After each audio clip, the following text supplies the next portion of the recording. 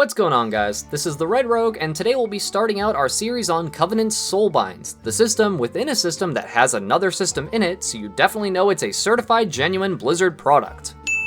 Due to there being 4 different covenants, and with how elaborate this topic is to explain, I'll be doing individual videos for each covenant.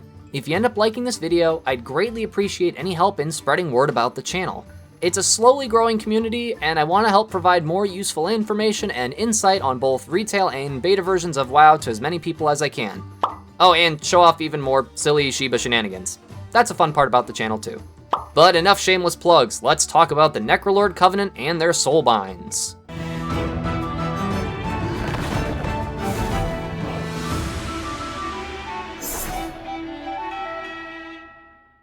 The Necrolords are one of 4 covenants that players will be able to choose upon reaching level 60, the new max level in Shadowlands. Each covenant serves a different purpose in the balance of death, with the Necrolords being the military strong arm of the 4. They will offer the power of Fleshcraft to all who join their forces. Fleshcraft is a 2-minute cooldown, and is a channeled ability that will give you an absorb shield worth between 20 to 50% of your maximum health. This number varies based on if you use this ability near a corpse or not, with more powerful enemy corpses giving the full 50% value. Once you have joined the Necrolords and received your Covenant signature and class abilities, you will be given a quest to talk with a member of the Covenant, Plague Deviser Marileth, who will explain the soulbinding process. Soulbinding is basically a talent tree with some static abilities to choose from based on which path you take, as well as empty slots for items known as Conduits. Conduits will offer various effects, and are always one of 3 types. The type of conduit also determines the slot it is able to go into on each Soulbind tree. Potency conduits are your throughput increasers. Endurance conduits are for defensive improvements, and finesse conduits are utility-oriented. Conduits will be earned from a variety of content, ranging from PvP to raiding and potentially more. There is still a lot left unknown about conduits, and I'll be doing a video on them once we have more information about that in future beta builds. Anyways, you'll have to choose one of 3 characters to soulbind to within your covenant. And as of beta, it appears you'll be able to change the chosen soulbind person at no cost, and you'll be able to change your talent choices and talent path within the soulbind. I'll go over each of the 3 soulbind choices and the passive effects of their trees. Plague Deviser Marileth is the first character you're introduced to in the soulbinding process. Quest-wise, you have to help the other characters in your covenant before you'll be able to soulbind to them, though this isn't the case on beta as all 3 are available for testing. Marileth's tree offers the following benefits to your soulbind choice. Volatile Solvent. Using Fleshcraft with corpses nearby derives a benefit from a corpse, differing based on the creature's type. Most of these are stat-related buffs, such as percent bonuses to mastery, haste, versatility, etc. However, I've already found a couple interesting ones, such as absorbing an undead will give you a buff that gives you 5% of your maximum health for every enemy you kill. The buffs last for 6 minutes, and you can absorb multiple types of buffs at the same time. So, for instance, if you kill an undead and a humanoid near each other and absorb both, you get 2 buffs, which is pretty awesome, and I'm not sure if that's going to make it to live or not, but that is pretty freaking cool. You have to be like right on top of them though, which isn't very consistent on beta, so hopefully this is fixed, as there are times I've been literally standing on a corpse and not gotten a buff at all. I'll put a list on screen of what each absorbed enemy type gives that I've found so far. After this initial ability, you'll have to go down one of 3 paths. The first one gives the ability Travel with Bloop. While standing still, you slowly build up stacks of Bloop's Wanderlust. At 10 stacks, your movement speed is increased by 10% for 2 minutes. The term slowly is very vague, but it appears to be about 1 stack for every 6 seconds of standing still, so after about 1 minute of standing around, you'll get a small speed buff for 2 minutes. Up next is Ooze's Frictionless Coating. When reduced below 50% health, Ooze courses over you, granting you a shield for 10% of your maximum health for 20 seconds. This ability doesn't list any sort of internal cooldown, but from my testing, it seems to be around once a minute that it can occur. Anyways, the last option you have is Plaguey's Preemptive Strike. Your first attack or spell cast on an enemy increases your damage done to them by 10% for 5 seconds. This does not occur if Plaguey is busy preemptively striking another target at the same time. This is honestly one that will see some sort of benefit in Mythic Plus content, since this is the primary form of content where you'll be hitting multiple unique targets over the course of an entire dungeon. This unfortunately does lose some effectiveness in pulls involving multiple enemies, as the effect will not trigger if Plaguey's already attacking someone, So this won't be like a bunch of 10% damage buffs going out as soon as you pop Blade Flurry, anything like that, unfortunately. Your next two choices are either Kevin's Keyring or Plagueborn Cleansing Slime. Kevin's Keyring allows opening of locks that require up to 600 skill. Each second spent channeling Fleshcraft will reduce the cooldown of Kevin's Keyring by 1 hour. The ability is a 12-hour cooldown, so basically every 3 times you fully channel Fleshcraft, you'll be able to open 1 lockbox. While I haven't found any lockboxes to test this yet on beta, this is obviously completely pointless to a rogue. But I guess this saves you from tipping any super charming rogues out there to open your singular lockbox every 6 minutes, I guess. Plagueborn Cleansing Slime, however, sounds slightly more useful. Defeating enemies has a chance to deploy your Plagueborn Cleansing Slime, which improves the remaining durability of your armor. Honestly, between the two, this will probably save you more money over the long run than just avoiding tipping rogues for lockboxes. However, I can't seem to quantify exactly how much it repairs your armor by as of yet. And at the end of every Soulbind tree is a more potent ability than the others. For Marileth, this is the ability Ultimate Form. Fleshcraft renders you immune to CC while the shield persists. This can make Fleshcraft exceptionally potent in PvP and very useful in Mythic Plus as well. An example that I would use to compare this on live servers would be Razan in Ataldazar, because as long as Fleshcraft's shield is active, you wouldn't get feared by Razan, so you wouldn't have to run away and hide every time he does his big fear effect. So this could be amazingly effective in dungeons, depending on which dungeons have what effects in them. Emeni is our next Soulbind, and she offers some potentially spicy choices for people to find creative uses of game mechanics for. Her first Soulbind talent is Emeni's Magnificent Skin. When you use your Necrolord class ability or spell, you gain a stack of Emeni's Magnificent Skin, stacking up to 4 times. Using Fleshcraft consumes your stacks of Emeni's Magnificent Skin to increase your maximum health by 5% per stack for 2 minutes.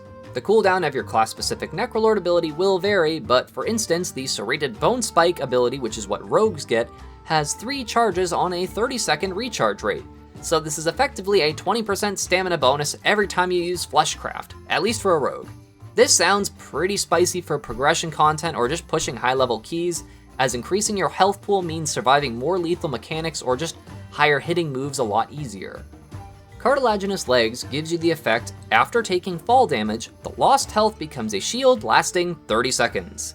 This ability sounds like it will cause a lot of really silly situations of people trying to find ways to take fall damage before a boss pull, and then having their healer top them off really quick so they start with a nice bit of extra defensive. The shield also stacks with the Fleshcraft shield, so that is a lot of absorption, since absorb shields aren't damaged by fall damage. And up next we have probably the weakest sounding one of the bunch, Hearth Kidney Stone. You may attune your Hearth Kidney Stone to any resting location and return to it. It has a 24-hour cooldown, which is reduced by 5 minutes for every killing blow that you deal. While I appreciate a good pun, this one sounds very unimpressive, but I guess it's an extra hearth, so that's cool too. Gristled Toes. Movement speed is increased by 2% for every nearby enemy, up to 10%. Not something I'd personally be interested in, but this could be very nice for tanks as they pull packs together in Mythic Plus, or maybe in Battlegrounds this could have some potential use too. Up next we have Gnashing Chompers, where you gain 1% haste for 20 seconds after defeating an enemy, up to 5%. This one is pretty solid, as the haste buff will refresh every time you kill anything, even if you're already at max stacks. So you can basically keep this up indefinitely in world content or Mythic Plus as long as you're pulling or killing stuff at a consistent rate. Next we have Sulfuric Emission. When reduced below 20% health, you fear nearby enemies for 3 seconds. This sounds like a terrible idea to use in dungeons or even world content, as the likelihood that one of those feared enemies will run into another and pull it to you is pretty high. In PvP though, this sounds like a nice save your bacon type talent when you're dealing with melee opponents at least. Lastly, in Emeni's Soulbind tree is Runescribed Bone. Each enemy you defeat grants you 1 stack of Runescribed Bone, reducing magic damage taken by 1% for 30 seconds. At 5 stacks, your Soulbind traits are empowered for 30 seconds.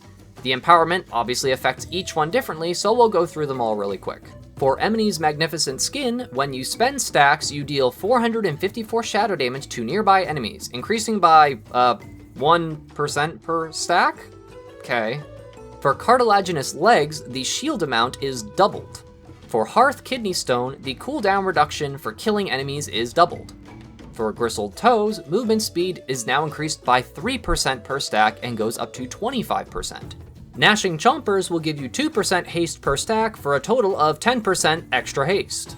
And for Sulfuric Emission, the fear duration is increased by 2 seconds. This tree seems like it will gain the most benefit from dungeon-oriented content due to most of these abilities requiring killing enemies to trigger any of the effects. So I'll be curious to see how these abilities do once I start testing some of the dungeons and Mythic Plus encounters. Lastly of our 3 Soulbinds is Bonesmith Heirmir, I guess? Heirmir. I haven't heard this character's name in-game yet, nor have I found the quest associated with them, but we'll go over Heirmir's Soulbind talents now. Heirmir's tree actually starts with 2 choices at the beginning, which makes it a little different than the other ones. Serrated Spalders inflicts 485 shadow damage to your attacker over 5 seconds when hit at melee range. This doesn't sound all that great, especially when compared to the other option, Resourceful Fleshcrafting. Defeating an enemy reduces Fleshcraft's cooldown by 1 second. So yeah, I have a hard time seeing the benefit of Serrated Spalders over more frequent Absorb Shields, but maybe. The next talent choice branches off into 3 options. Heirmir's Arsenal, Ravenous Pendant. Defeating an enemy restores 1% of your maximum health after 3 seconds. This stacks up to 5 times. This one can also be refreshed indefinitely if you can kill things fast enough. However, 3 seconds is a really small window to keep this buff rolling in, so I'm not sure how potent this one's going to be yet. It is the only healing effect on this row, so that is something to consider. Next is Heirmir's Arsenal, Gore Stompers. Damaging or healing a target below 35% gives you 25% increased movement speed for 5 seconds. This may only occur once per minute. This sounds pretty unimpressive, to be honest guys, and is honestly too short of a buff with too long of a cooldown associated with it to be impactful as the movement speed increase. Lastly is Heirmir's Arsenal, Marrowed Gemstone. After landing 10 critical strikes, you gain 20% increased critical strike for 10 seconds. This may only occur once per minute. As a DPS or even as a healer, this sounds very enticing, and is the only straight throughput gain of the 3. Your next choice once again splits between 2 options. The first one being Runeforged Spurs. Mounted movement speed is increased by 5%. If attacked while mounted, mounted speed is increased by an additional 10% for 30 seconds. To me, this sounds like something that would be useful in a battleground / just regular world content, as there are very few times I'd imagine this being useful in a dungeon or a raid. The other option is Smithing Expertise, which is, not yet implemented. Basically, it says it will make you gain mining materials from completing activities that contribute to your Great Haul. I don't even know what a Great Haul is, so I can't say how much mining materials you get, or if it even means mining materials like resources you use in crafting, or something you use for some other Covenant-related activity. I can only assume it means like ore or stone, but we'll have to wait and see on this one, and I'll touch up on it when this is made live. Your final talent of this tree is Forgebone Reveries. Upon death, your armor continues to fight, allowing you to fight for an additional 10 seconds. During that time, your damage and healing is reduced by 50%, and you can not receive any healing. This is honestly a very unique talent, but unique doesn't always mean, good. It sounds kinda cool like thematically, but it would be very situationally useful to actually have occur. I mean, if your whole raid team went down and you finished off the boss because of this ability, then that'd be a hell of a story to tell, but seeing as you do half your damage or healing and you can't be healed, I don't know, maybe this would give you enough time to throw a soul stone on yourself or throw a B-res out for someone or something, I guess. I'm on the fence on this one since I haven't gotten to test this in any competitive content yet. Overall, the Necrolord Covenant definitely has some very interesting sounding talents in their Soulbind trees, and I'm very curious what people will be able to do with them in all varieties of content. Some I can already see being very niche or specific to Mythic Plus or PvP, while others could have a much wider range of potential use. What's your favorite Soulbind? So far, I'm pretty torn between Emeni and Marileth as far as Soulbind trees, as I do like the immunity to CC while your shield is up that you get from Ultimate Form. But Emeni gives a lot of cheesable abilities that I know are gonna shine in some content, and I'm sure people will figure out a way to make this OP in Mythic Plus. But we'll have to wait and see how the development team decides to balance them, as it's very likely the numbers behind some of these abilities or internal cooldowns of them will change. Oh, and I just wanted to say hi and thank you for checking out the channel, by the way. It really does mean a lot to me. I have tons of videos up already and will be adding more every weekday. And an even bigger thank you to all of the subscribers out there, as I'm always so excited to see the Sheba Squad grow a little bigger every day. This is the Red Rogue, and I'll see you guys around.